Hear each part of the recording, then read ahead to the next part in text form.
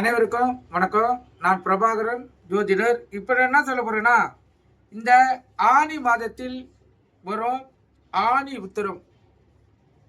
ஆனி மாதம் பிறந்தாச்சு. இதில் மிக சிறப்பு இந்த ஆனி உத்திரம் தான். இந்த ஆனி உத்திரம்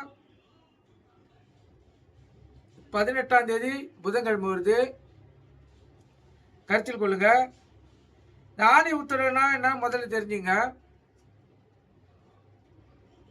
ஆடல் அரசனாகிய நடராஜருக்கு சித்திரை திருவோணம், ஆனி உத்தரம், ஆவணி சதுர்த்தி, புரட்டாதி சதுர்த்தி, மாசி சதுர்த்தி, மார்கழி திருவாதிரை என ஆண்டுக்கு 6 முறை மகா அபிஷேகம் செய்யப்படுகிறது.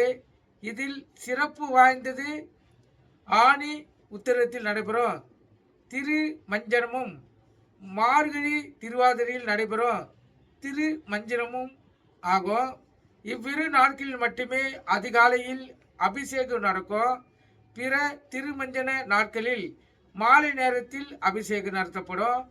இப்போ உத்திரன்னா உலகெங்கிலும் வாழும் பெரும் மக்களுக்கெல்லாம் பரம்பொருளாக இருந்து இந்த உலகையும் மக்களையும் காத்து வருகின்ற சிவனுக்கு உகந்த நாளில் ஒன்றாக ஆனி உத்திரம் உள்ளது.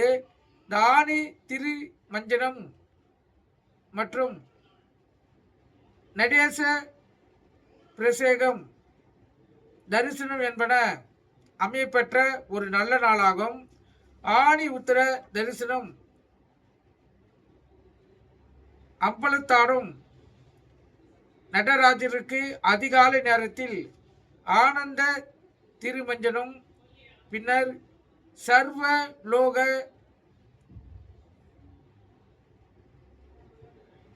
நாயராக சித்து சபைக்கு நடராஜர் ஆனந்த தாண்டவம் ஆடியபடி ஆனி உத்திர தரிசனம் தருநாள் ஆனி உத்திரமாகும். ஆனி மாதம் என்றாலே ஆனி உத்திர விரதம் அனைவரும் நினைவுக்கு வரும். சிதம்பர நடராஜர் பெருமானுக்கு ஆண்டுக்கு 6 அபிஷேகங்கள் நடைபெறுகின்றன. அவற்றில் ஆனி உத்திர நாளில் நடக்கும் அபிஷேகம்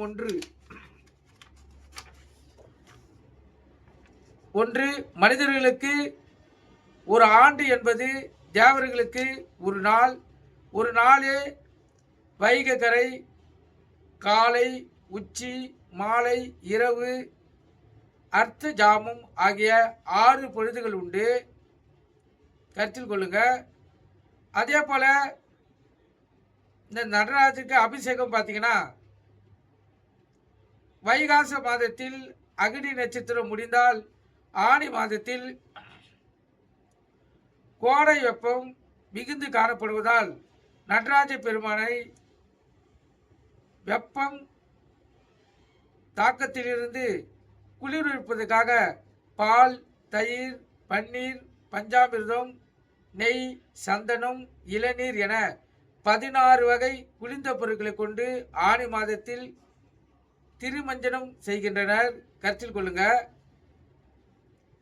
இது பலன்கள் பார்த்தீங்கன்னா ஆனி திருமஞ்சன நாளில் நடராஜருக்கு நடைபெறும் அபிஷேகத்தை பெண்கள் தரிசித்தால் சுமங்கலி பாக்கியத்தை பெறுவார்கள். கன்னி அரசர்களுக்கு நல்ல இடத்தில் திருமணம் கைகூடி வரும். ஆண்களுக்கு மனதில் தைரியமும் உடன்பலமும் கூடும். கணவன் மனைவி ஒற்றுமை அதிகரிக்கும். செல்வம் வளம் பெருகும். இதெல்லாம் இந்த ஆனி மாதத்தில் நடைபெறும் ஆனி உத்திரத்தில் தரிசிப்புகளுக்கு இந்த ஆற்றல் ஏற்படும். நீங்கள் கருத்தில் கொண்டு பயன்பெறுங்க. நன்றி, வணக்கம்.